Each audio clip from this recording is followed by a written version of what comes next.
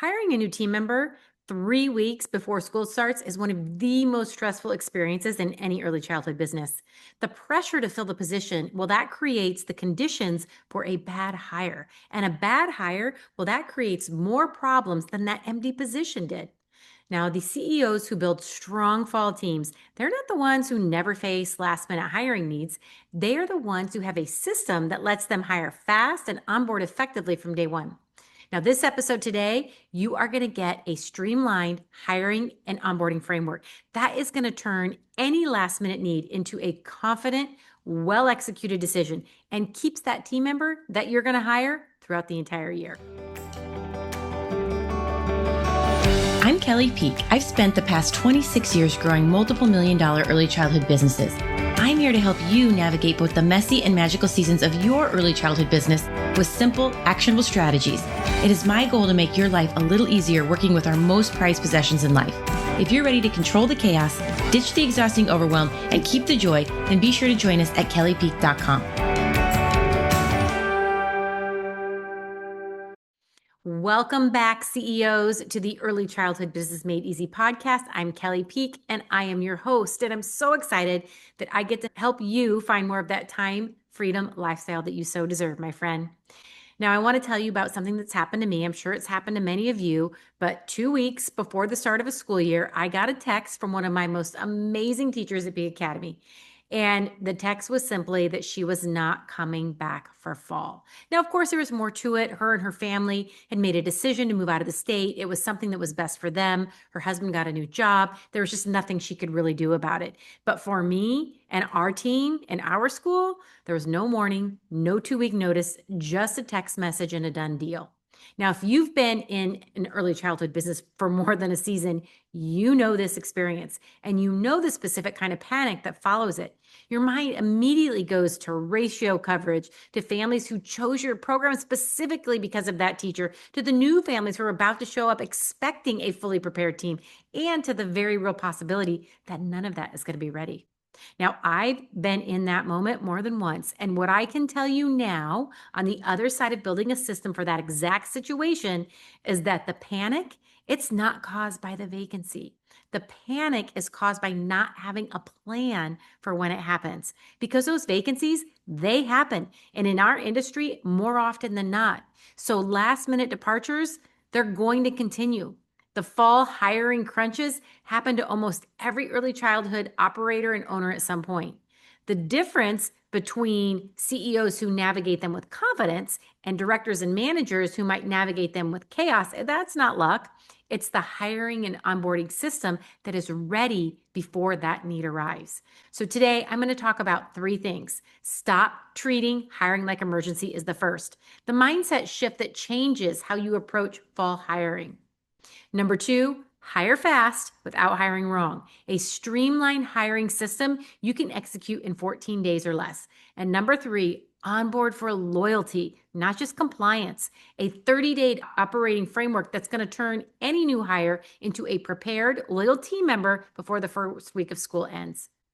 My friend, your fall success is not determined by whether you have a last-minute hiring need. It is determined by whether you have a system to handle it. And the CEOs who build strong fall teams are not the ones who never face a vacancy. CEOs, confident early childhood operators, know exactly what to do when they do. Now, our free resource today for this week's episode is the onboarding guide and checklist. Go find it at kellypeak.com. We're going to find information about this episode 193. Download it before we get to strategy 3, because we're going to be walking through it in detail. And I want to remind you of our back to school challenge that is live right now. And if you're not in it yet, this episode and the challenge that we are going to work together on are the things you need to get your fall team ready. So join us at kellypeak.com, where you will find the free resources is where you're going to find the challenge information. Now, the problem is not that you need to hire someone fast. The problem is that you have been treating hiring as an event instead of a system. Now, an event, it happens when there is a vacancy and you respond to it. You write a job posting, you post it somewhere, you interview whoever applies, and you make a decision under pressure. And the outcome of that process is unpredictable because the process itself is reactive. A system that exists before the vacancy does, that's where the success is. It has a job description already written. It has a network of candidates you've already been building. It has a defined interview process with specific questions. It has an onboarding plan that starts on day 1, not day 5. And when a vacancy arrives, instead of panicking, you're going to activate the system. So the shift I want you to make today is from treating fall hiring as something that happens to you and treating it as something you lead. You have more control over this process than you think, my friend. And after this episode, you're going to have a structure to prove it. The research on onboarding, well, it's striking. According to the Society for Human Resource Management, the cost of replacing a single employee runs between 50 and 200% of their annual salary when you factor in recruiting, training, and the productivity gap during the transition. In the early childhood industry, where margins are razor thin and team relationships are central to program quality, that cost compounds in ways that go beyond the balance sheet. A 2023 report from the National Association for the Education of Young Children found that programs with structured onboarding processes had significantly lower first-year turnover than those without, and some studies reporting a 50% difference. Now, what this tells us is that the decision about whether to invest in a structured onboarding system, well, that's not a philosophical one. It's a financial one. And every new hire that you onboard poorly is a candidate for early departure. And every early departure starts that expensive cycle over and over again. Now, there's a childcare director that I work with, and she had the same story every fall for years. She would lose 1 or 2 team members in late July or August. She'd scramble to hire replacements, and she'd start the school year with someone who wasn't quite ready. Now, the new hire would struggle through that first month. Families would notice inconsistency, and then the director would spend September doing damage control instead of leading. So the fall that she built a structured hiring and onboarding system after we worked together, she faced the same situation in late July. A lead teacher gave 2-week notice before the school year started. But this time, she had a job description ready. She had a list of 3 candidates she had been quietly cultivating through the spring. She had a defined interview process and an onboarding checklist that gave that new hire a clear roadmap for their first 30 days.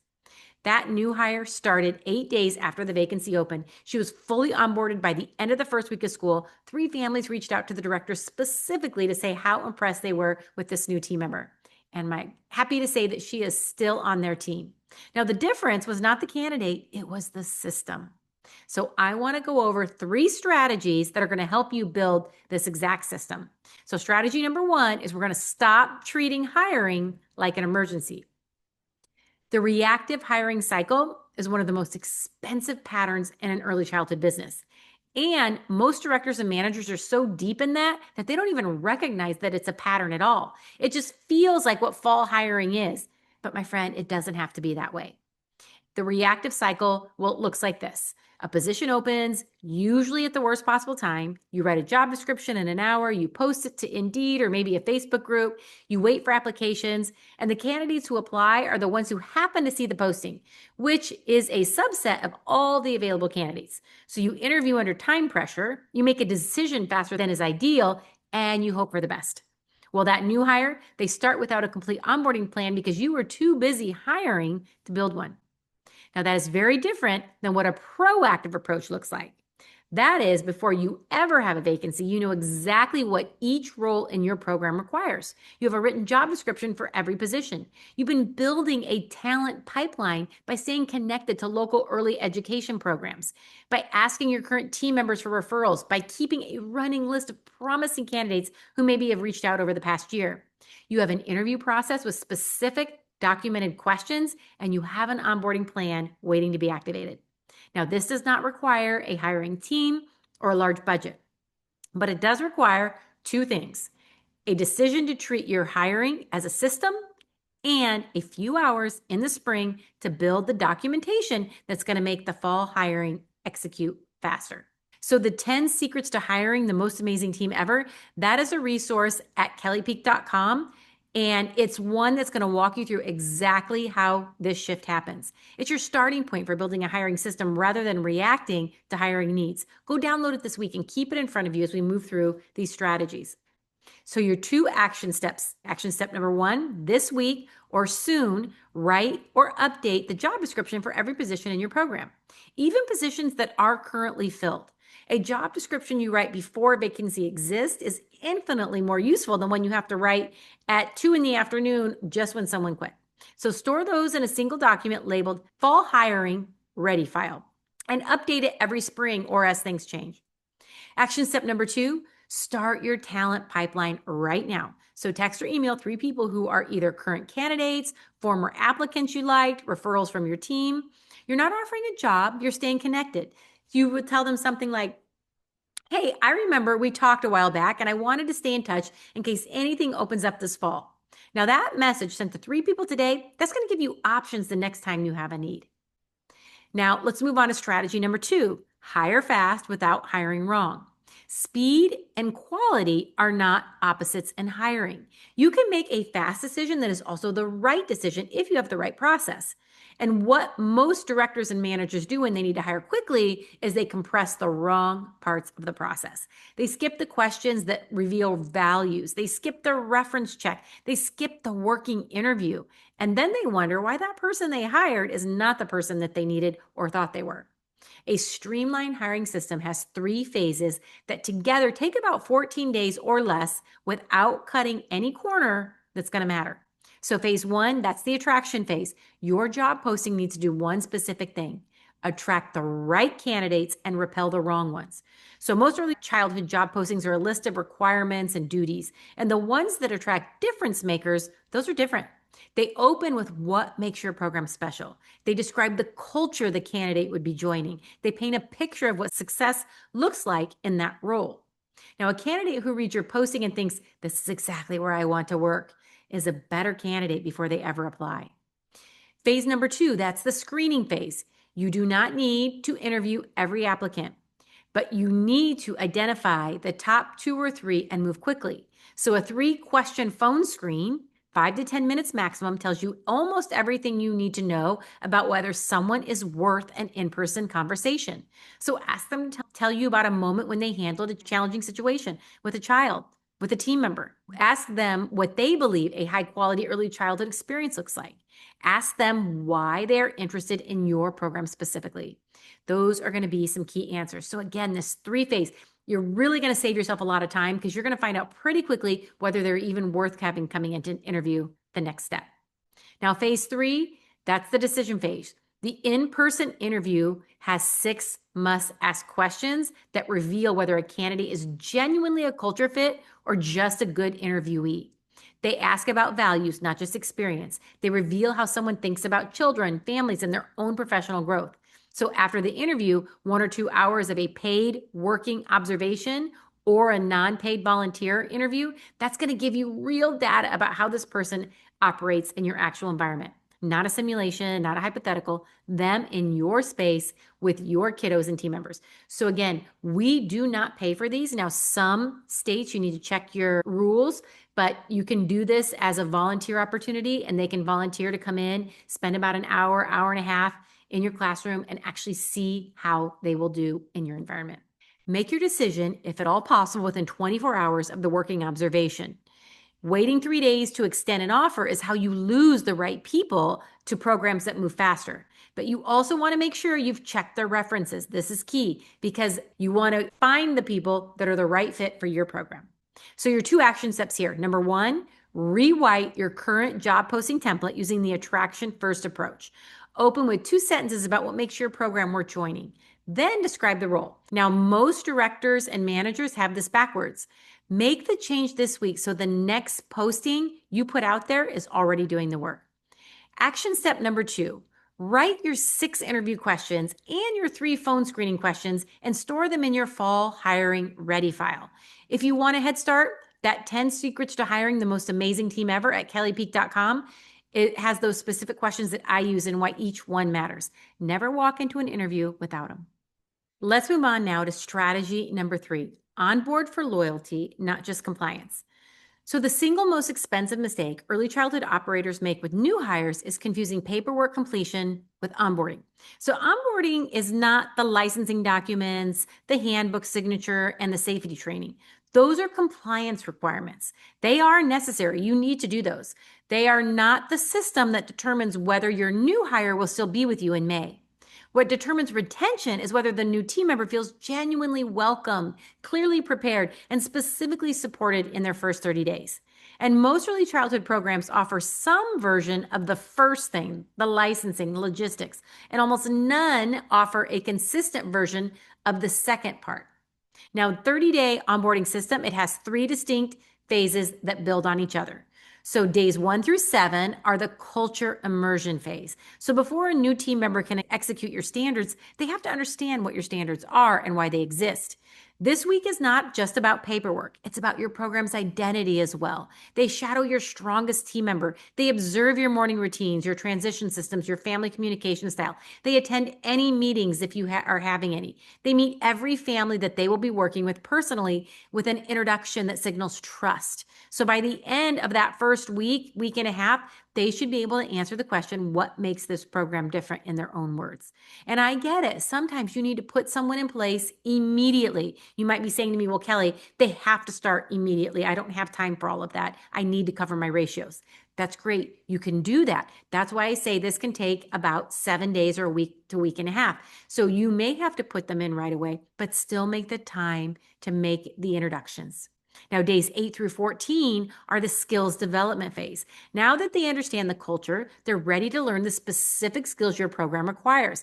This is when they're going to work through your SOPs, your documentation systems, practice your communication protocols.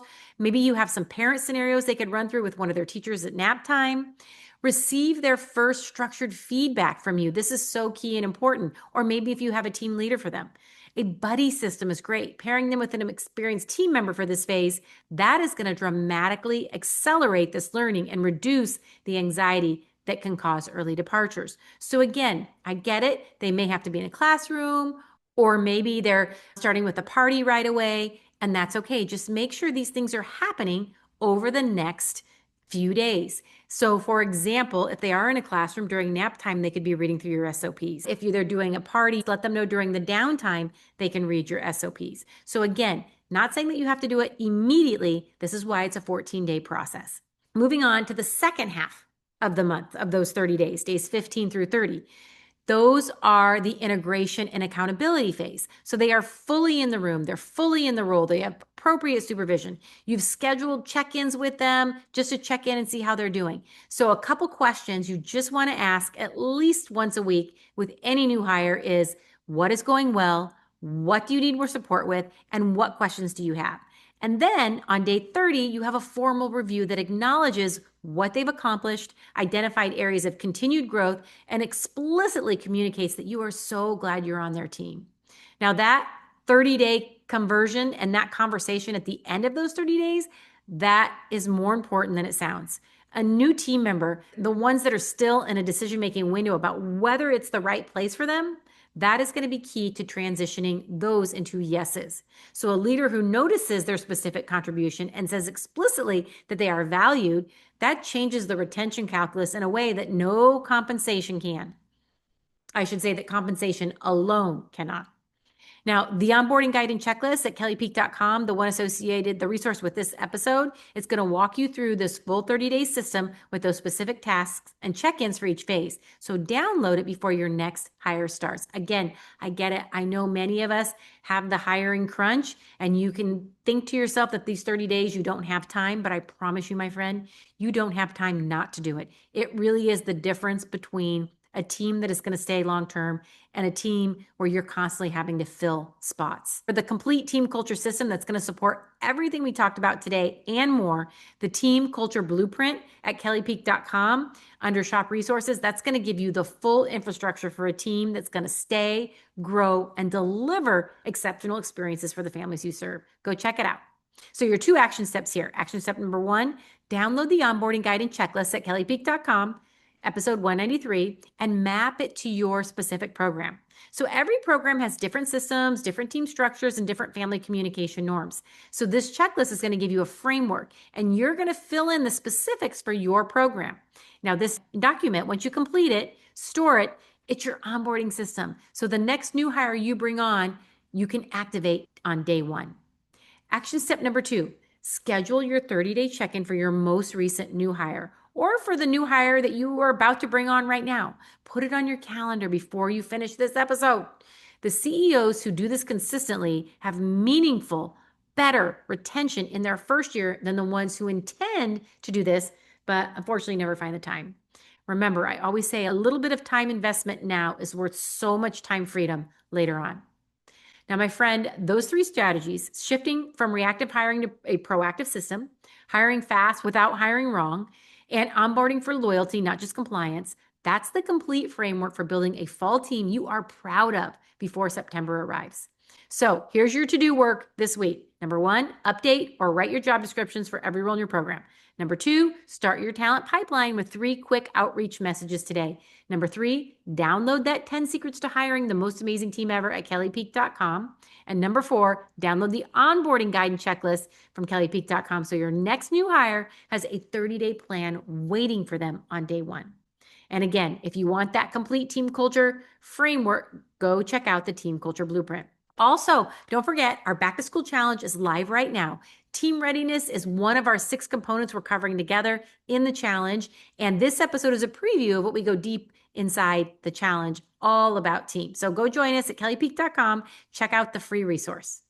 Now, here's what I want you to carry on from this episode today. The quality of your fall will be determined in large by the team you walk in with on the first day of school. And that team is being built right now and is in the decisions you make about hiring and onboarding this month. You have more control over this than the chaos of August makes you feel like. Lead your team, my friend, like a confident early childhood operator, the CEO that you are. I'll see you next week. Take care, my friend. Thanks for tuning into our podcast. Are you ready to take your early childhood business to the next level? Then head over to kellypeak.com to join a community of other early childhood professionals who are ditching the chaos and the overwhelm and creating a business they love. I can't wait to see you there. Bye for now.